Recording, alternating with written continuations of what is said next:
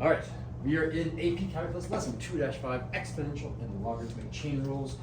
I am your host, Mr. Sundell, and today's date is the 26th of September. Do you guys actually write your date in here? We should be doing that. It's the 26th of September 2023. We can write it backwards like me, or the normal way compared to the rest of the world. Diego, what is our objective today?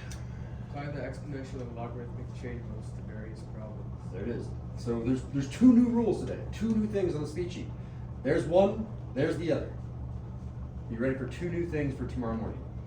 All right, so I need to make sure that you know the difference between a power and an exponential, because we know the powerhouse really well. General trig log, I'm talking about two of those today. The powerhouse is the default if you can't do general trig log. A power would be, I don't know, give me something that you have done in the past that you could take the derivative of. Like x squared, that's a powerhouse. Give me another powerhouse. X to the third. X to the third. Perfect. What about 2x plus 1 quantity 2x plus 1 to the power of 3.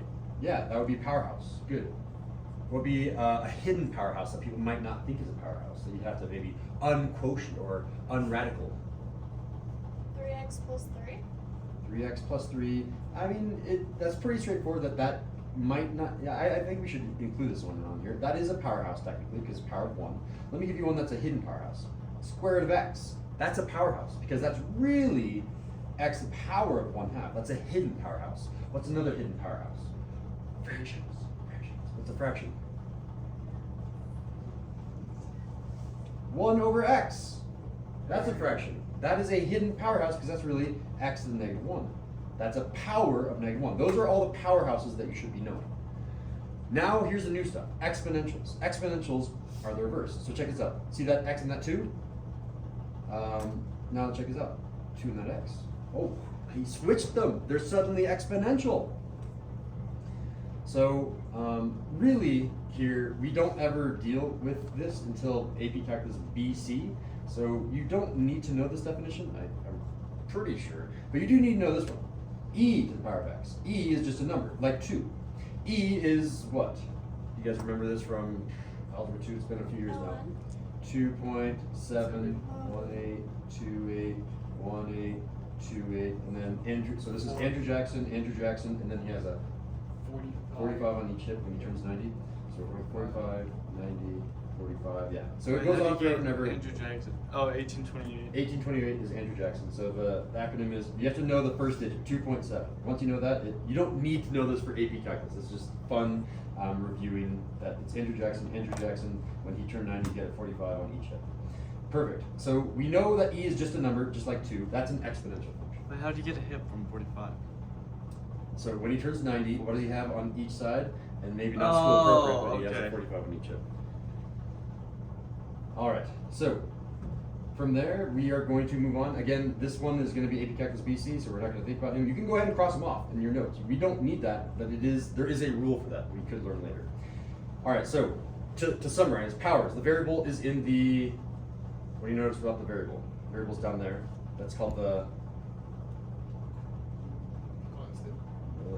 when it's not in the upper exponent, it's in the base. So we can say that the exponent or the variable's in the base. And vice versa, exponentials, the variable is not in the base, it's now in the Exponent. Exponent. Or I can say power. All right, cool. So here is the general, this is the one that's gonna be on the speed sheet. So if you need to star anything, this is one of the two things that's gonna be in your speed sheet for tomorrow morning. And you'll have it over and over and over again. When I take the derivative with respect to x of something that looks like this, I always have an a out in front because it's usually that coefficient. And it's gonna be e to some house. Remember, e house is tree house. The inner lives up in the very top. And here it is. You're going to also have an a, you're also gonna have an e, and it's gonna be, there it is. How beautiful is that? That's it. Did you remember this? Because then there's the answer again. E house, the derivative of e house is also e house. That's why you love e in AP Calculus. How do you figure out what the doubter is? The outer?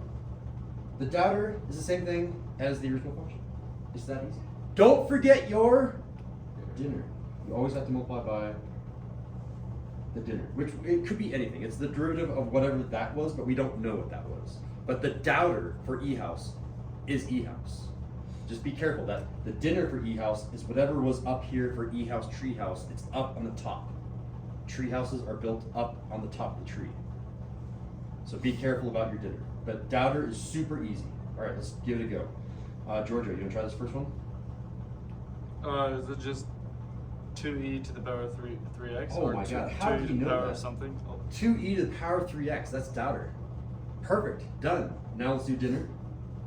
3x? Careful, 3x is the inner, so the inner is therefore, 3. oh, done. There it is, there it is. Very nice. And we can simplify that, of course, because we've got some coefficients out there, Giorgio. 2 and 3 turn into a, 6. yeah, 6. So it's gonna be 6e to the 3x. Done and done. We can box it. So it's gonna be 6e to the power of 3x. But doubter is so easy. I love doubter. All right, Alden. Oh, you're good. Example 2. Alden, go for it. It's just negative e x to the second. Oh wow, how did she figure out doubter? She's so smart. Look at that. You just rewrite E house for your doubter. It's so easy. The dinner is the tricky bit. What was, before you take the derivative, what is just the inner, Alden? The inner x to the second. Perfect. So now think of x in a second and do the derivative of that to find our dinner. X. Careful. It's powerhouse. This is powerhouse within E house. So powerhouse, the 2 is going to come down. 2 is going to come down in front. And it's going to go down in power. 2x. It's going to be 2x. There it is. So this one was a mixture of E house and powerhouse. And again, we would multiply those together and you say, okay, it's negative 2x e to the x squared. You squish them all together and say, there it is. Normally speaking, you put all of the coefficients out front. So negative 2x is all the coefficients. There's a negative and a 2x. And then you do all of the exponential function on the right hand side. You don't have to do it that way. If you just rewrote all this stuff kind of squished, you have to have that negative in front of that too. But other than that, you're ready to go. All right, so that's one house down. That's one of the 2 parts of our objective. Let's do the second part of our objective. Next thing that's going to be on the speed sheet is this bad boy, log house. Again, it's going to be general trig E log. We know E house now, we know log house. We know general is just the F, right? So we're basically general trig. Oh, we haven't done trig yet. Trig will be probably tomorrow. Let me peek ahead. Yep, tomorrow's trig, and then therefore you know general trig E log. You know all of them. All right. So here's the rule that you need to know. If you ever see an ln, that stands for natural log. You should have that in your notes. You should already know that. That stands for natural log. And if I always have some sort of coefficient out front, like this 2 down in example 3. And the derivative of log house is a times what? I guess we'll just say it's a over whatever the inner was. It's a fraction. Log house turns into a fraction. Only 8 fractions. So essentially, this is the way that I've always taught in the past. You see this logarithm right there? It turns into a fraction, so it's a over whatever it was originally. I thought ln was the same as e.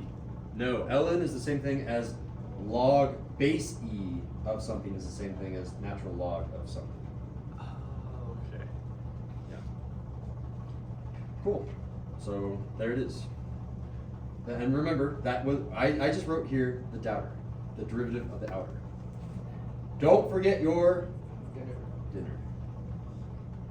You always have to do your dinner. I don't know what the derivative of the inner was because I left it blank. We had to do the derivative of whatever was inside there. But I can tell you, doubter is just a over the inner. A over the inner. All right, let's give it a go. Alden, you want to try it? Wait, Alden, you just did the last one, didn't you? Yeah, Diego, you're up. So that's 2 over x squared. X Cube. cubed. Perfect. So that's doubter. We all got doubter? 2 over x cubed. Essentially, we turn the natural log into this fraction, 2 over x cubed. And then we're going to multiply by the dinner. Don't forget the dinner, Diego. So first of all, before taking the derivative, I just want the inner, and then we'll take the derivative. What's the inner?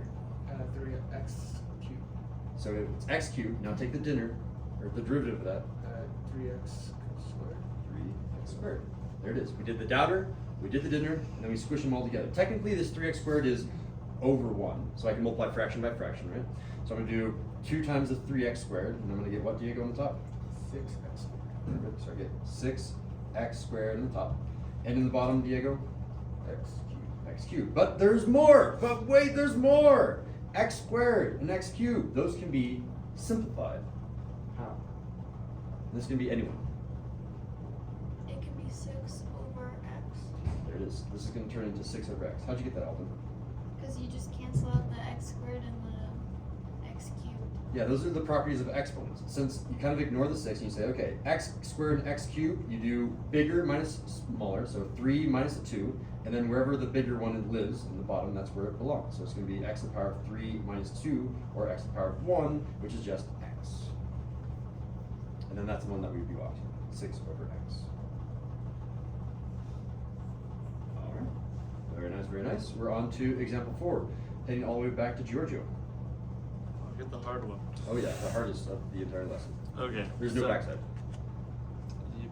So is it just hold on, let me write this out.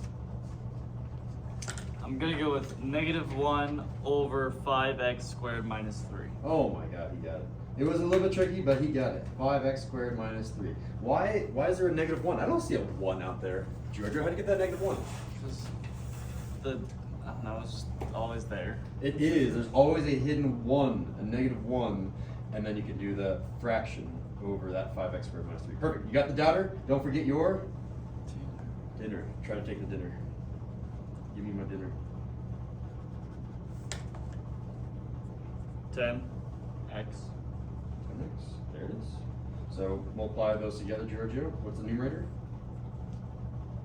-10x 10x is the numerator. Over- Perfect. 5x squared minus 3. And there's our answer. Can't simplify more than that. Some people will say, Mr. Sindel, the 10 and the 5, those can be cross-canceled to a 2 and a 1. No, because there's this minus sign. You can only do that when things are being multiplied. This 5x squared is being added and subtracted with this -3, depending on how you define it. So it's trapped, and that's as far as we can get. That concludes the lesson. All right, so again, our objective was, can you use exponential house, e-house, and log house? How well do you know how to use e-house and log house?